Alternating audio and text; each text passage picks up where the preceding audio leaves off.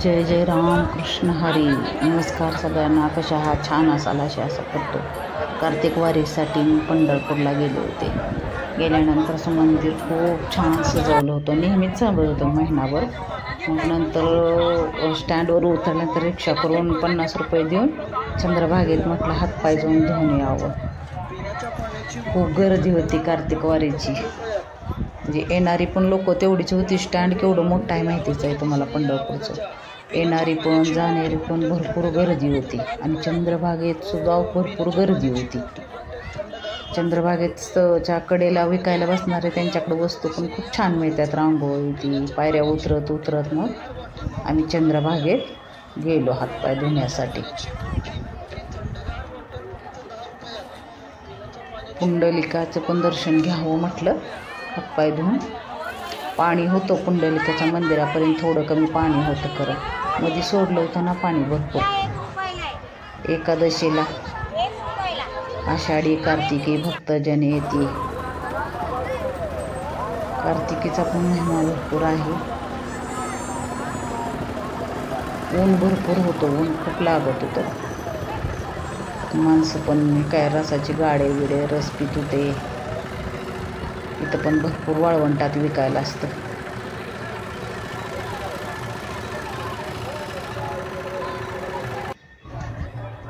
चंद्रभागेचं पाणी बघा भरपूर आहे. पुंडलिकाच्या मंदिरापर्यंत हातपाय धुतले आणि म्हटलं होतं पुंडलिकाचं पण दर्शन घ्यावं. पुंडलिकाच्या भेटी परब्रह्म आलेला. पण काय तिथं पण तास मग इथून दर्शन घेतलं बाहेरून. तिथं पण तासभर लागले असतं. आम्ही ठरवलं होतं की पूर्ण दर्शनच घ्यायचं पांडुरंगाचं. असं 2 तास लागू 4 तास लागू. मग पुंडलिकाचं दर्शन बाहेरून घेतलं. खूप गर्दी होती तिथं सुद्धा. त्याच्यामुळे कळसाचं आणि पुंडलिकाचं बाहेरून दर्शन घेतल्यानंतर ऊन पण खूप होतं.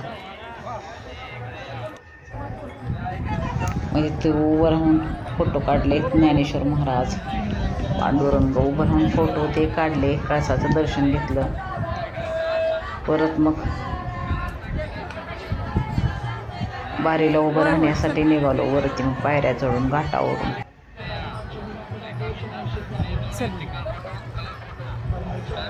आम्हाला वाटलं गर्दी नसेल म्हणून आम्ही गेलो होतो. भरपूर गर्दी आहे. कळसाचं परत फिरून अजून दर्शन घेतलं आणि मोबाईल ठेवले. प्रत्येक मोबाईलला 20 रुपये. दुकानात एका मोबाईल ठेवले आणि आता म्हटलं चला मग मुखदर्शन घेऊ म्हणून परत आलो नामदेव पायरीजवळ.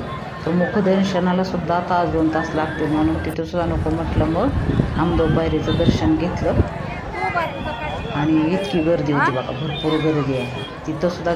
दर्शन घ्यायला गर्दी आहे. उभं राहिलो. कळसाचं दर्शन ती घेतलं आणि म्हटलं आता ताकपित्त विठ्ठलाचं दर्शन घेऊ म्हणून प्रदक्षिणा घालून जावं म्हटलं. प्रदक्षिणा घालून नामदेव पायरीचं काय दर्शन घेतलं.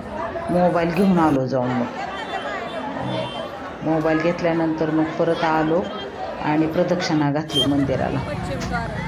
तर ताकपित्त विठ्ठलाजवळ सुद्धा रुक्मिणी मातेचं कळसात दर्शन घेतलं. मग ताकपित्त विठ्ठलाचं सुद्धा प्रक्षाळ पूजेसाठी बंद होता दरवाजा. म्हणजे महिनाभर देव थकले असतील म्हणून पूजा असते देवाची. म्हणजे चंदन उठेन आंघोळ ते घालतात त्याला प्रक्षाळ पूजा म्हणतात. मग कृष्णाचं सुद्धा मंदिर इतकं छान होतं ना. दर्शन घेतलं कृष्णाचं. दोन्ही पण मंदिरं बंद. मग नंतर रिक्षा करून म्हटलं मंगळवेढ्याला जावं. आपण नको म्हटलं खूप उशीर होईल. गोपाळपूरला पण खूप गर्दी असेल. 500 रुपये मागितले रिक्षाला दोघींना. मग रिक्षात बसलो. काही किती सुंदर आहेत वारकरी बघा. रिक्षात बसून तुळशी वृंदावन बघायला जावं म्हटलं. 40 रुपये 50 रुपये परेडाचं आहे गावातल्या गावात. मग तुळशी वृंदावन बघण्यासाठी आलो. तिथं 15 रुपये तिकीट आहे. एका माणसाला 15 रुपये. दोघींचं तिकीट काढलं 30 रुपयाचं. आणि तुम्हाला माहितीच आहे पांडुरंगाला तुळस किती आवडते म्हणून. सगळ्या प्रकारच्या तुळशी आहेत. समोर आहेत ज्ञानेश्वर महाराज. काय सगळ्या तुळशीचं आहे. ऊन होतंच दिवसभर काल.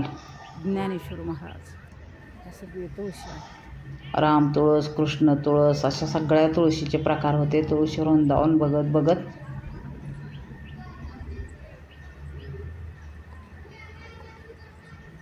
कार्तिक वारीची भरपूर गर्दी असते. संत नामदेव महाराज त्यांची सगळी माहिती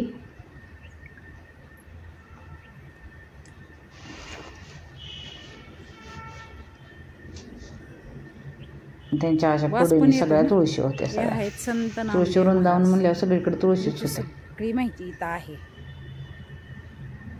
माहिती आहे सगळी. जलसमाधी हे आहेत एकनाथ महाराज.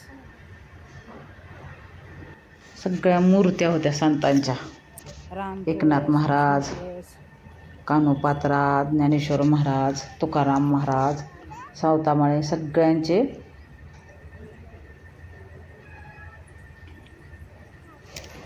विठ्ठलाचं पण किती सुंदर आहे मूर्ती बघा. पूजेसाठी विठ्ठलाचं मंदिर बंद आहे आणि खूप गर्दी आहे. त्यामुळे आम्ही मुखदर्शन सुद्धा घेतलं नाही. नामदेव पायरीचं दर्शन घेतलं आणि तुळशी वृंदावन बघण्यासाठी आलेलो आहे. थोडीफार गर्दी होती, जास्त गर्दी नव्हती तुळशी वृंदावनला. हे आहेत संत जनाबाई दळणदळ.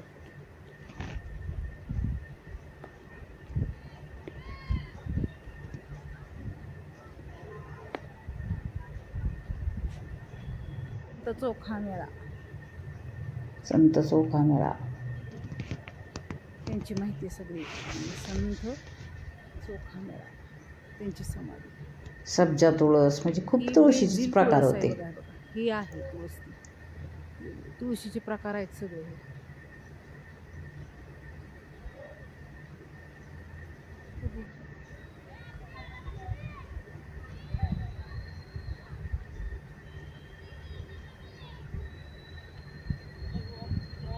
संत कानोपात्रा,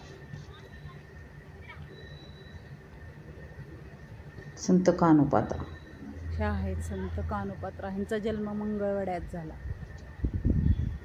हे आहेत संत चोखा मेळा.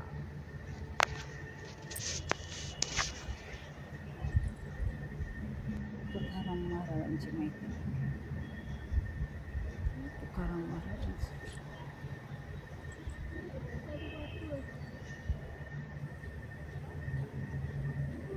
इथं खूप झाडं होती, त्याच्यात खाली बसलो जरा वेळ. गार थंड ऊन होतं त्याच्यामुळं बसलो. विठ्ठलाच्या मूर्तीजवळ खूप झाडं आहेत, नारळाची, बकुळीची. लॉन आहे छान हिरवगार. बसलो जरा वेळ आणि आलो परत. मग